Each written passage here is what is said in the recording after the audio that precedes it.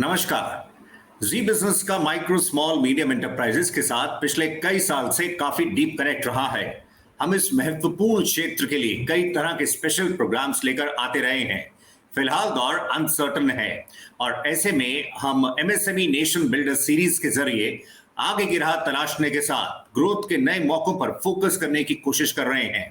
Series का आगाज Auro component sector से करने के बाद आज हम मंथन करेंगे लेदर और फुटवेयर इंडस्ट्री पर। लेदर सेक्टर में दुनिया में भारत की मजबूत पकड़ है। यही वजह है कि भारत दुनिया का दूसरा सबसे बड़ा लेदर गारमेंट्स का, तीसरा सबसे बड़ा सैडलरी और हार्नेस का और चौथा सबसे बड़ा लेदर गुड्स का एक्सपोर्टर है। इस खास क्षेत्र पर चर्चा के लिए हमें ज्वाइन कर रहे हैं चेन्नई से PR Akeel Ahmed, chairman leather sector skill council, former chairman council for leather exports, Agra से पूर्ण डावर, चेयरमैन डावर ग्रुप, और कोलकाता से Rochita Dey, director Shree leathers. Thanks to all of you for joining us. But before we move ahead, thanking our partner for this series, driving partner Skoda. Akhil Saab, COVID has led to decline in leather exports during 2020-21. But in the initial months of the current fiscal, the outbound shipments are showing some positive trends. आप इसको किस तरह से देख रहे हैं और आप इस सेक्टर के इस समय मूड को किस तरह से हमारे साथ शेयर करेंगे? देखिए, लास्ट ईयर जब when covid was outbreak in the country, हमने सोचा कि the whole world has come to an end and everybody was never seen और never witnessed for last 100 years such kind of catastrophe. But we never know that a new world is opening, new opportunities coming. You know, with 7.9 billion population worldwide, today we have a huge demand coming in post-COVID. And leather industry also has declined by 29% decline हुई थी last year, 2020-21 में. So we achieved about 3.5 billion, something around that figure. But today, everyone is occupied with orders and very positive trend हो रहा है. And I'm very confident that by end of this year, we should come back to the 2020 level for sure, and there is a huge growth opportunity. Dawar साहब, आप हमें ये बता सकें, आपको क्या लगता है कि जो ट्रेंड्स फिलहाल अभी जो देखे जा रहे हैं इस वित्तीय साल में और उसके पहले कुछ महीनों में, क्या वो आगे जारी रह सकते हैं? या इनफैक्ट जैसे अभी वकील साहब ने तो बताया है कैसे ट्रेंड्स रह सकते हैं, लेकिन फिर भी ये थर्ड वेव के मद्देनजर अभी आप कैसे आगे की राह देख रहे हैं? देखिए, अभी डाटा पर डिपेंड करना मेरे ख्याल से बेमानी होगा।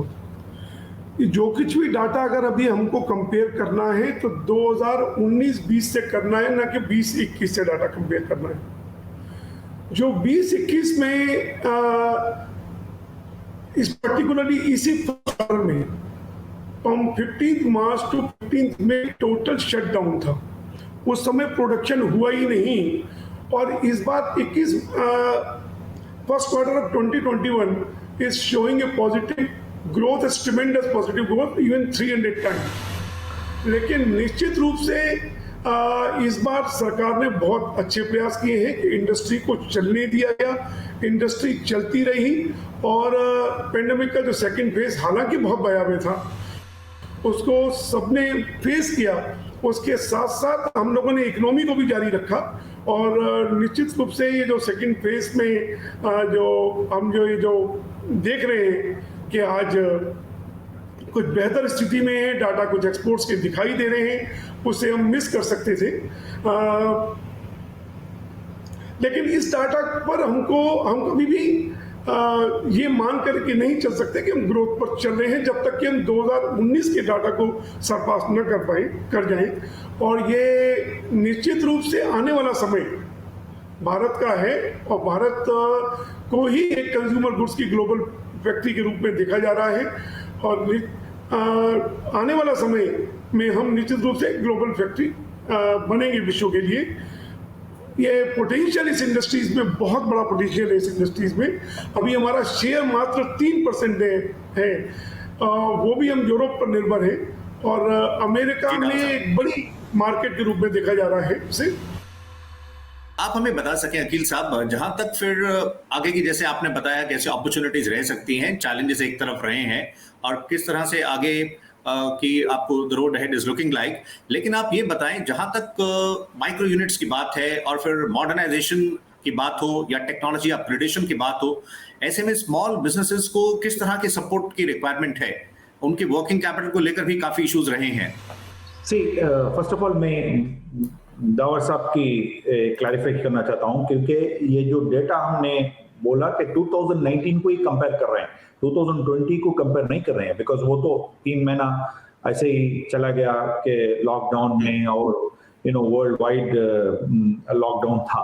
So what I am saying is that जो डेटा मैं बोल रहा हूँ अप्रैल में जून की जो फिगर मिली है वो which is almost equal to 20 level में आ गया, 2019 लेवल में आ गई। तो फाइनेंशियल ईयर 2019 टू 20 का जो हमने बोला 29% डाउन है, वो 29% 100% मुझे कॉन्फिडेंट है कि by financial year ending 21-22 we will be in par with 19-20 for sure. जी, माइक्रो यूनिट्स की जहां तक बात है अकील साहब, उसमें उनके मॉडर्नाइजेशन की, टेक्नोलॉजी अपग्रेडेशन की बात, और कैसे उनको सपोर्ट किया जाए? करेक्ट। सी देखिए, मुझे 100% बिलीव है कि technology drives the future. Without technology, without upgradation, productivity and efficiency नहीं इंक्रीज होगा। Whether it is a small scale or a large scale today, 3 to 5 years में you have to overhaul your business. Unless you do new modern technology, अगर 3-5 साल में नहीं करेंगे तो आप और 10 साल पीछे चल जाएंगे। So that is हमारी ट्रेड की मैं जो सीक्रेट बता रहा हूँ कि our industry needs completely overhauling, reinvestment in the business. इसमें माइक्रो इंडस्ट्री की यस बहुत बड़ी शेयर है, बिकॉज हमारे काउंसिल में ऑल्सो 95% और MSME यूनिट है। MSME unit, I would call it as this thing. So only about 5% are large industry here. So our industry today is doing fantastic. It is giving a lot of revenue generation, employment generation, and export opportunity भी ज्यादा है। So micro होने की वजह से कोई you should not say that it is less than anything, because we have to be very proud what we are doing today as an entrepreneur, as an industrialist, as a this thing, because we all bring employment generation, we bring foreign exchange revenue to the country. Rachita, do you agree that this pandemic has created a lot of challenges, लेकिन साथ ही इसमें यह भी है कि इसने digital transformation को भी एक्सेलरेट किया है? आपका किस तरह का आपको फीडबैक मिला या कैसे एक्सपीरियंस है, आप कैसे हमारे साथ शेयर करेंगे? Yes, so we always knew for our brand that e-commerce has always been the next stage in the retail evolution. But one of the main reasons that we could not explore that option was the fact that our consumers were far more comfortable shopping offline. Because for us, because we're dealing with niche products as opposed to FMCGs, tangibility plays a very important role. But last year, because of the series of lockdowns, it created an opportunity for us, because consumers started realizing started getting more and more comfortable shopping online. And coupled with that was those various campaigns, Make in India, Vocal for Local, where consumers started generating a lot more fondness and started supporting Indian businesses and brands. So while our offline performance did take a severe hit during the crisis, our digital platform grew exponentially. So I do think that yes, there may have been a lot of challenges, but some good did come out of it too. Aqeel साहब, ये जो Indian footwear industry है, which is highly unorganized also, as you were mentioning, there are a huge number of micro units. ये भी देखा जा रहा है, जैसे अभी रचिता ने मेंशन किया, कि ई-कॉमर्स प्लेटफॉर्म पर कई तरह की न्यूअर अपॉर्चुनिटीज आ रही हैं स्मॉल बिजनेसेस के लिए। So how should SMEs move ahead in opportunities को टैप करने के लिए? छोटे कारोबारी कैसे आगे बढ़े? Survivability of the micro or small or medium is all depends upon their profitability. Unless the business is profitable, they will not be able to service the consumer. So इसके लिए क्या है कि every small business needs profitability for the growth and sustainability, एक long term sustain करने के लिए. So I am sure that ये footwear के जितने भी हमारे फैक्ट्रीज हैं, they're really doing a great job today. I would say that. Doctor साहब ये बता सकें, ये जिस तरह से बायर सेलर मीट्स काफी हुआ करती थी फिजिकल फॉर्मेट में, B2B इवेंट्स, उनकी जगह वर्चुअल मीट्स जिस तरह से हो रही हैं, उसमें किस तरह का एक्सपीरियंस रहा है, या उस फ्रंट पर किस तरह का रिस्पांस भी मिल रहा है? अगर आप हमें कुछ इनसाइट्स दे सकें उस फ्रंट पर। देखिए, वर्चुअल मीट्स मेरे ख्याल से टेक्नोलॉजी की सबसे बड़ी देन जो इस पेंडेमिक में रही है। और अगर किसी को B2B कॉन्टेक्स्ट में अगर हम आज बने हुए हैं तो इस वर्चुअल टेक्नोलॉजी की वजह से बने हुए हैं। हालांकि वर्चुअल टेक्नोलॉजी कभी भी B2B मीट्स को या जो हमारे फेयर्स हुआ करते थे उनको रिप्लेस नहीं कर सकती, लेकिन फिर भी एक बहुत बड़ा एक प्लेटफॉर्म है जिससे हम अपने उसके कांटेक्ट में हैं और आज सरवाइव कर रहे हैं। ऑर्डर हमारे पास आज भी आ रहे हैं। अगर ये वर्चुअल प्लेटफॉर्म हमारे पास ना होते, ये टेक्नोलॉजी हमारे पास ना होती, तो निश्चित रूप से we would have been nowhere. But in all cases, we still wish that everything is open. The actual fairs should happen. सारा माइस बिजनेस, सारी इकोनॉमी पूरी लॉस वेगास से लेकर के जितने भी टूरिस्ट सिटीज हैं वो सारे माइस बिजनेसेस पर ही हैं।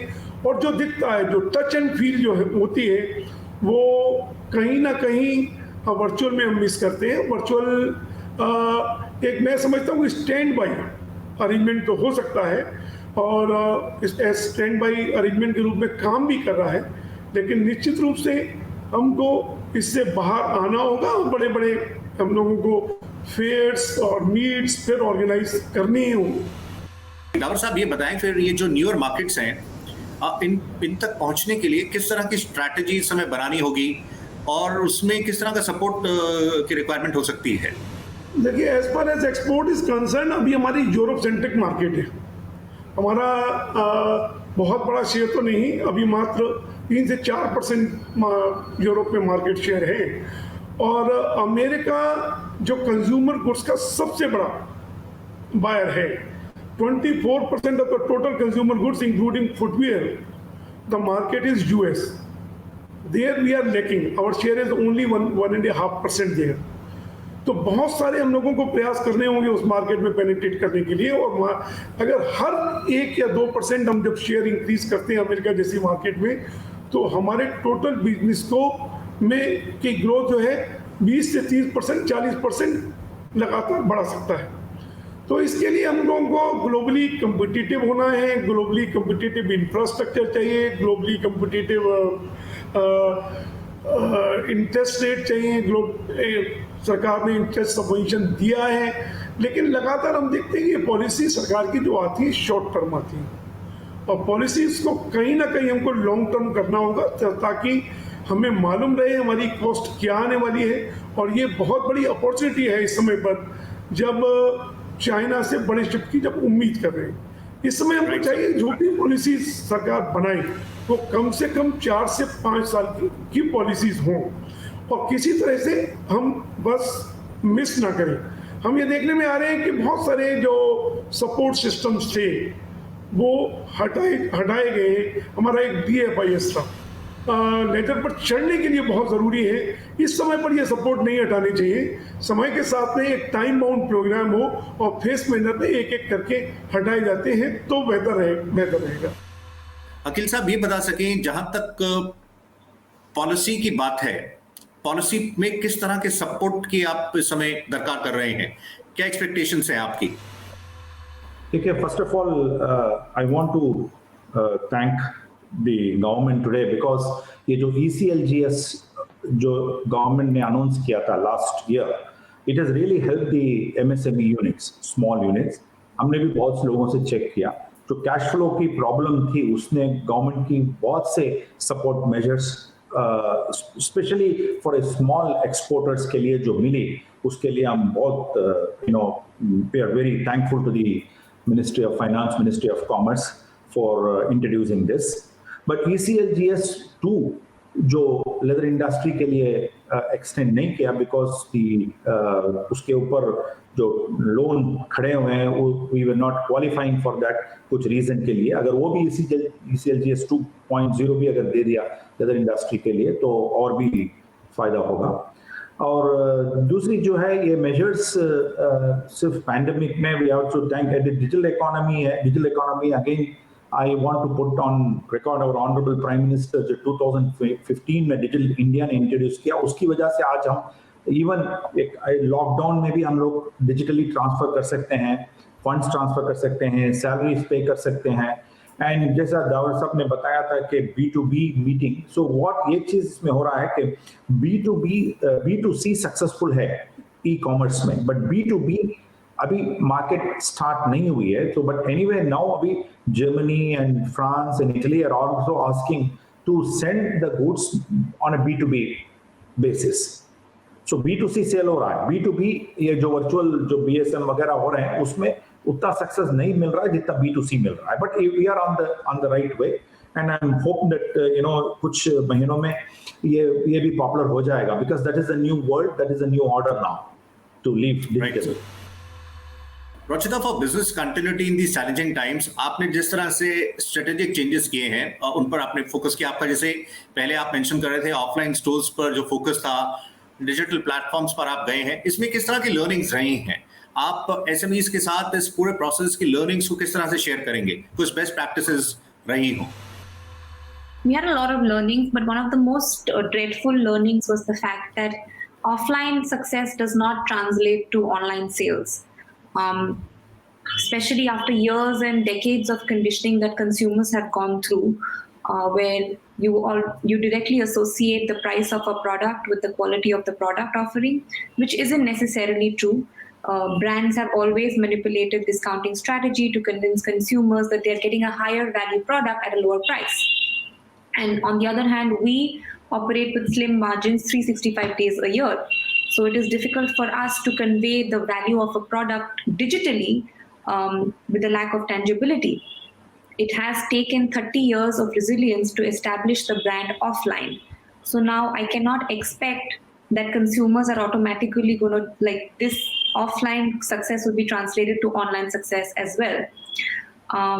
So one of the things that I learned was that paid advertisements are only going to go so far. So one of the things that we did was, instead of having a lot of paid promotions, we started using all our social media pages for regular digital activations in which we could directly connect with the consumers. Because even myself as a consumer, I am a lot more likely to ignore promotions and advertisements that are placed on my screen. However, if I have connected with the brand's ethos and I resonate with the brand's value proposition, then if I have chosen to follow the page, then I have opened up myself. I am a lot more likely, a lot more receptive to their communication. So I think the greatest learning would be, like, if you are an omni-channel business, which you should be today, you cannot operate with a single channel. If you are at an omni-channel business, every channel will have its own pulse. So don't be afraid to start from scratch and build from scratch for every channel accordingly. Small businesses की जहां तक बात है, वो अपने एक branding पर और ये मार्केटिंग पर वो कितना अहम रोल होता है नए बाजारों में पहुंचने के लिए, वहां पर अपना जिस तरह से उन मार्केट्स तक अपनी रीच बढ़ाने के लिए? देखिए, अभी मैं समझता हूँ कि जहाँ तक एक्सपोर्ट्स की बात है, हमको ब्रांड अभी अपनी क्रेडिबिलिटी बनानी होगी।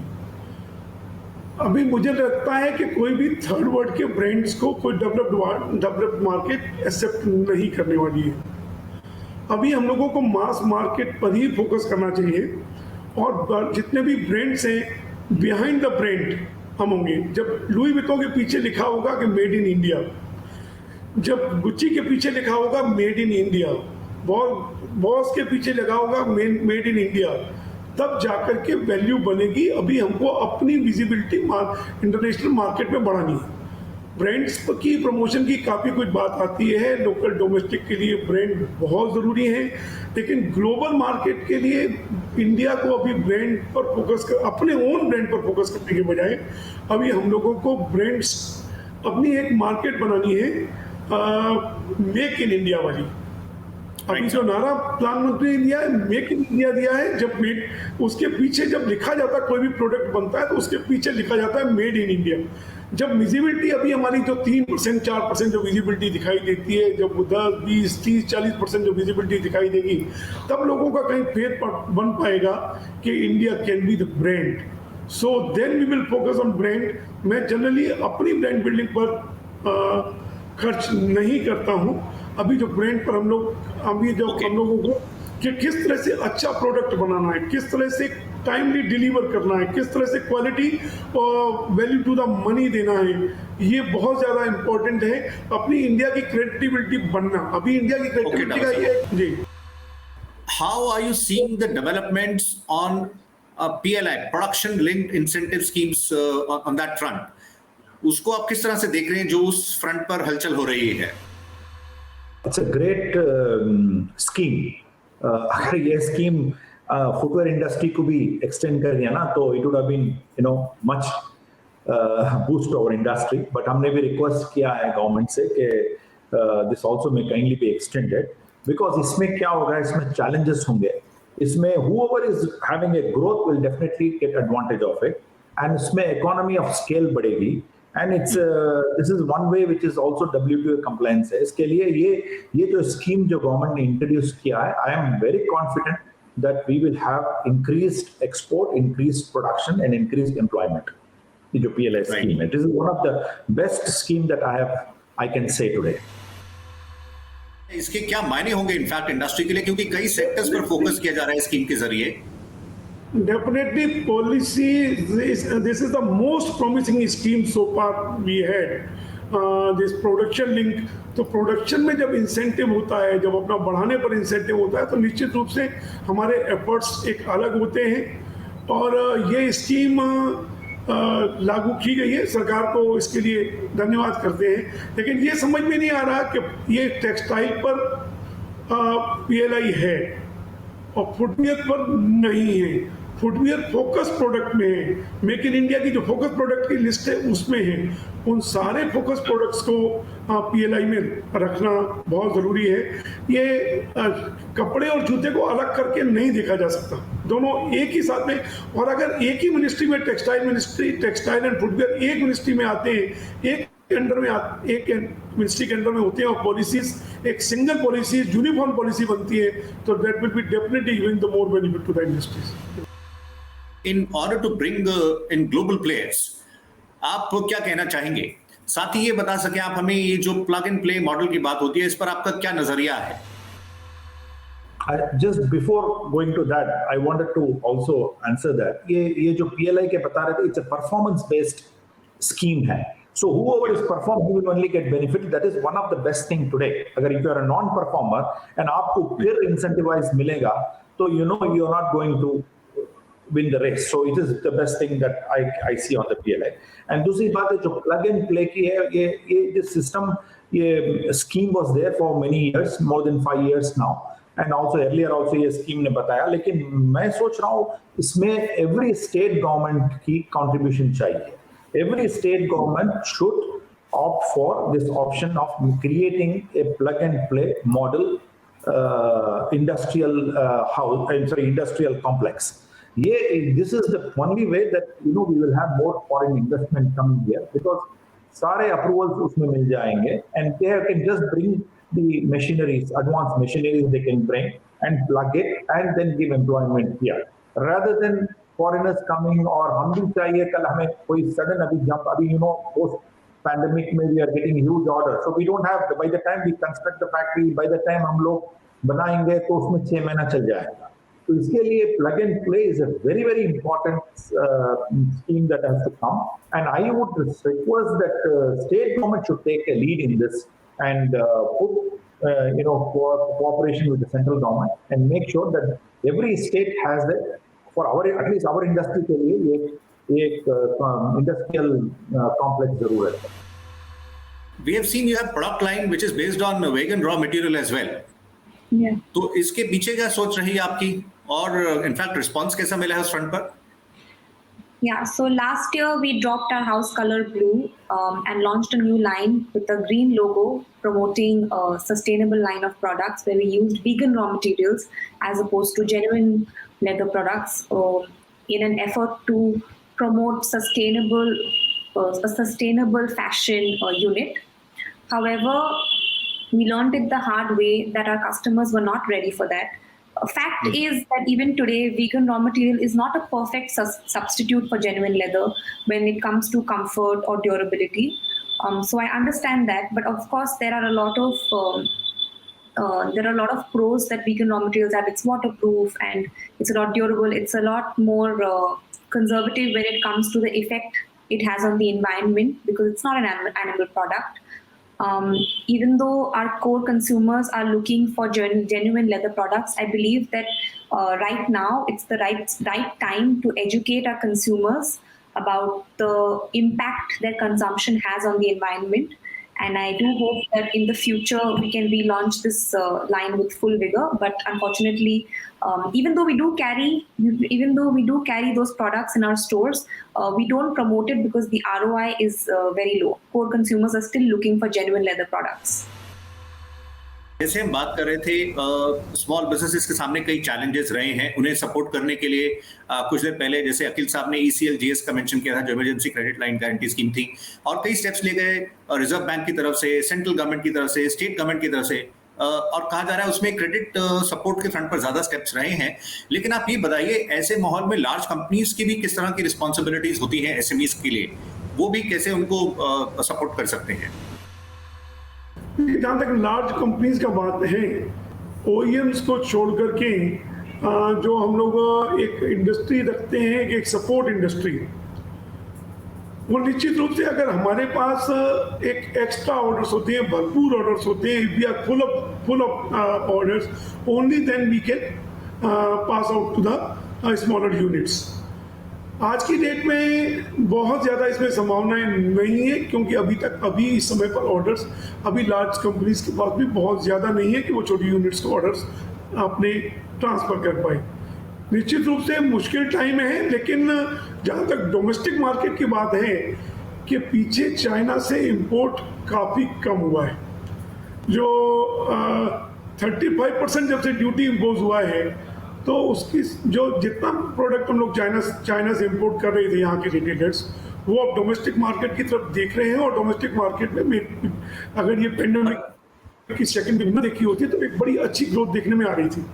और ये ग्रोथ मुझे लगता है कि हम जैसे ही इनसे बाहर आते हैं कि ये जो अनऑर्गेनाइज सेक्टर है जो या इंडिया की डोमेस्टिक मार्केट है, रिटेल मार्केट है, उसमें एक बहुत बड़ा बूम आने वाला है। पर डॉक्टर साहब ये बताइए जी, ये स्मॉल यूनिट्स को क्या डिलेड पेमेंट्स की इश्यूज भी उनके सामने काफी रहते हैं, उस फ्रंट पर उनको सपोर्ट किया सकते हैं ताकि उनका जो देखिए बड़ी विडंबना है। निश्चित रूप से पेमेंट इंडिया में बड़े अनसर्टेन है, और जब तक छोटी कंपनीज को टाइमली पेमेंट नहीं मिलेगा तो वो सर्वाइव नहीं कर पाएंगी, क्वालिटी भी डिलीवर नहीं कर पाएंगी। ये बहुत ज़रूरी है कि बड़ी इंडस्ट्रीज, जितनी भी कॉरपोरेट इंडस्ट्रीज हैं, अपने OEMs को या अपने एसेसरी इंडस्ट्रीज को, जितनी भी सपोर्ट इंडस्ट्रीज हैं, उनकी फाइनेंशियल हेल्थ अच्छी रहे, ये निश्चित रूप से बड़ी इंडस्ट्रीज को ध्यान देना होगा। और MSME मिनिस्ट्री ने इस पर ध्यान दिया है। 45 डेज के लिए एक लॉ भी बनाया है कि उनको 45 डेज में पेमेंट करना है। मुझे लगता है कि हम लोग एक सेल्फ डिसिप्लिन अपने POs में बना सकते हैं। आप हमें स्किलिंग के पर्सपेक्टिव के बारे में भी बताएं, ये आप बता सके, how is the industry working on addressing this skill gap, and more over अब जैसे इस नए दौर में न्यूअर स्किल्स की जो बात है, डिजिटल स्किल्स की बात है, या इंडस्ट्री 4.0 रिलेटेड जॉब रोल्स की बात है, उस पर किस तरह से आगे बढ़ा जा रहा है और कैसे उसको एक्सेलरेट किया जा सकता है? देखिए, अभी we have to thank our honourable prime minister, जो स्किल इंडिया करके हमने जो डेवलप किया था, इंट्रोड्यूस किए हैं। इसमें स्किलिंग की इम्पोर्टेंस बहुत ज़्यादा है, बिकॉज इंडिया में अभी if you look at strategy paper बनाए गए हैं नीति आयोग में, तो उसमें आप देखेंगे तो इट इज ओनली 5.6% और skilled in India, whereas compare to 96% है कोरिया में। तो इसकी वजह से हमें स्किलिंग के ऊपर और भी फोकस करनी चाहिए और फंड्स अलोकेशन होनी चाहिए, और मोर स्किलिंग अगर बढ़ाएंगे तो मोर प्रोडक्टिविटी बढ़ेगी। So that is one thing for 100% sure कि हमें स्किलिंग के ऊपर और कॉन्सेंट्रेट करना पड़ेगा, बिकॉज एफिशिएंसी इंक्रीज करनी पड़ेगी। So every individual needs a special skilling in every different areas of their operations and their business models. So wo skilling is a must ho gaya hai. You can even get a graduate, but without you having a special skilling on certain profession, you cannot get a job today. So skilling is something that is post education, post graduation and post your schooling के बाद अभी आप बोलो 10th standard पढ़ा, मैंने 12th standard पढ़ा, but still you need a skill to join and get a job today. So skilling has to be given a lot of importance. अगर हमारी प्रोडक्टिविटी बढ़नी है, अगर हमें मैन्युफैक्चरिंग इंक्रीज करना है, तो स्किलिंग के ऊपर we have to give focus. जब स्मॉल बिजनेसेस की बात हो रही है तो टीम्स को वो कैसे इनकरेज कर सकते हैं इन अनसर्टन एनवायरनमेंट्स में, कैसे उनको मोटिवेट कर सकते हैं? I think in the recent times, small business are at an advantage. I mean, we may not be able to match the financial incentives that large corporations provide, but for every employee to have direct access to the management and the executives, and you can relay the goals and strategies to their teams, even during a time of crisis, gives the workforce a lot of hope, a lot of reassurance, because that's what's important, right? At the end of the day, they are here, they are at work, they just want the reassurance to be able to provide for their livelihood. They want to make sure that is consistent. And I think even at a time like this, where we may not have a lot of advertising campaigns or the festival rush, but to have dynamic leaders constantly communicating positive and affirmations to the ground level staff, it was crucial. ये Covid के कारण जो workforce के migration की भी बात रही थी, उस पर अभी ग्राउंड सिचुएशन किस तरह से है? देखिए, as far as the footwear industry is concerned, there's a clustered industry. Agra is depending totally on the traditional workforce, so we have the total local workforce. There's hardly any migration. Similarly, the Bengal is also the traditional cluster. There's a local labor mostly. The migration is not a big issue. Even same in Chennai. So we are lucky in that sense that we mostly we depend on the local labor, and this industry is traditionally settled in these clusters. So migration of labor का बहुत बड़ा issue particularly इस industry में नहीं आया है, लेकिन overall in general industries का बहुत बड़ा issue है ये। और अब इसके with the time we hope कि ये we will be overcome. Remains one of the largest export market for Indian leather. अब दूसरे और कौन से रीजन्स आपको प्रॉमिसिंग लग रहे हैं, या किस तरह से उन फ्रंट पर आगे बढ़ा जा सकता है? See, predominantly Indian export has been 50% to EU countries, another 15% to America, and 10%. So 80-85% already covers between UK, EU, and America. But to the balance market है, that is what we are focusing more now. For example, Russia है, Australia है, Japan है, and Middle East countries हैं.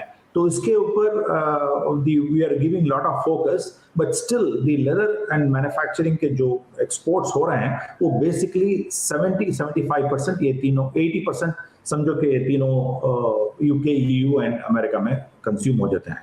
So we are taking lot of efforts. जो buyer seller meet हमने बहुत से physical भी किया है, अभी वर्चुअल भी कर रहे हैं, तो to penetrate into this market. In Moscow is also, Russia is also a great market, and also Australia, like मैंने बताया था. So we are into the job because our presence, I mean specially and now post covid में we have learn lot of lessons because एक country बंद होती है और एक country खुलती है, और एक country with Japan is on the lockdown now, Australia is in the lockdown. When America was in the lockdown, Japan was full. So this is really giving a good lesson for all of us that we should be present in all over the world. यही हमारी intention है. That is, I think, by very soon we will achieve this balancing of our trade between all the countries. Leather industry is an employment intensive sector, और आपके workforce का जो vaccination का status है उस फ्रंट पर भी आप हमें बता सके. Yes. So 100% of our employees and their families have received the first jab. A percentage of the fraction of the percentage are still yet to receive the second jab, but they will. We as an organization are strong advocates for herd immunity, and one of the other projects that we have ongoing right now is we partnered with the local municipality and hosted a COVID drive at one of our establishments where we encourage not only our people but also people in the locality to come get vaccinated.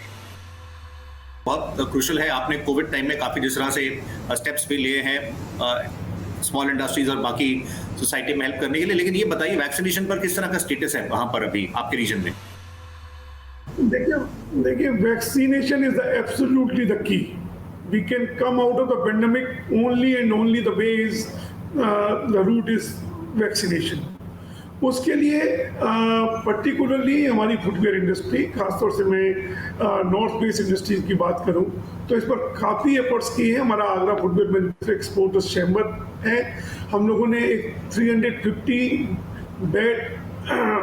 Beds एक hospital, इस तरह का hospital तैयार किया है कि जो लगेगा कि वो DRDO से भी कहीं बेहतर फैसिलिटीज़ वाला एक हॉस्पिटल तैयार किया था हम लोगों ने. और क्योंकि with the time the pandemic is gone down, अभी जो सिचुएशन है कि आगरा में केसेस नहीं है, तो हमने एक बीड़ा उठाया था कि अपने एम्प्लॉयज़ का वैक्सीनेशन कराने का. Not only employees but the whole the nearby villages also.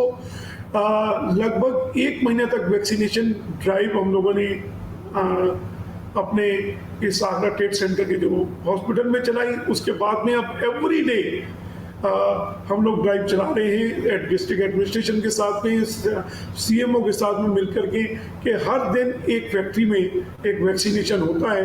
हम 100 लोगों को पहले से तैयार करते हैं, और मुझे लगता है कि हमारी 75% से ऊपर जो वर्कफोर्स है या जो इंडस्ट्री से जुड़े लोग हैं वो वैक्सीनेट हो चुके हैं. Vaccination initially, कुछ people were reluctant, especially the employees level में. But today, I can say very proudly, they themselves are looking forward to waiting for the second dose.